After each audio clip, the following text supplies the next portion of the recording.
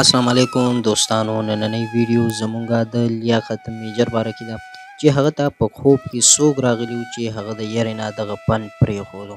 هغه واده په کوم ځای کې کړی وو، څومره فلمونو کې کار کړی وو او بیا څنګه مړ شو. ټول معلومات درته په دې ویډیو کې درکوم، تر اخره راسره پاتې شي. دوستانو، لیاقت میجر چې هغه اصلي نوم ملک لیاقت علي خان و. د هغه پلار چې غوښتل چې لیاقت میجر په آرمي کې لاړ شي، خو د لیاقت میجر فلمونو سره شوق و. لیاقت میجر چې هغه وخت کې فلمونو ډیر زیات ډیمانډ و، نو هغه په سټوډیو کې د اولنی فلم ریهرسل ورکړی چې هغه سلیکټ شوی و. په دغه دورانیه کې هغه په ډیرو فلمونو کې کاست شو او یو شهرت یې پیدا کړو. لیاقت میجر د سلګونو نه ډیر فلمونه کړي وو او په کوم فلم کې به چې لیاقت میجر نه و، نو هغه فلم به د مینوالو هیڅ زړه ته نه پرېوتو.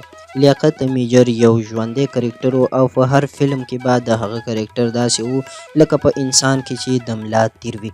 دوستانو، هغه واده په پینډۍ کې کړی و. د هغه ښځه د باجوړ ایجنسۍ نه وه چې د هغې نه پس هغه بیا د پینډۍ نه لاهور ته شفټ شو او هلته به یې کار هم کولو. لیاقت میجر په یو خپله زړه انټرویو کې ویلي و چې ما دا فن پرېښودو نو زه ډېر زیات یریدلی وم. هغه دا وویل چې ما یو شپه ټوله شپه کار وکړو او بیا لاړمه، د ورځې ټوله ورځ ویده ومه، خو چې کله مې سترګې خلاصې شولې نو ماته دا احساس وشو چې زما مثال د یو سپي دی، ځکه چې سپی هم ټوله شپه وغاپي بیا هغه د ورځې پروت وي.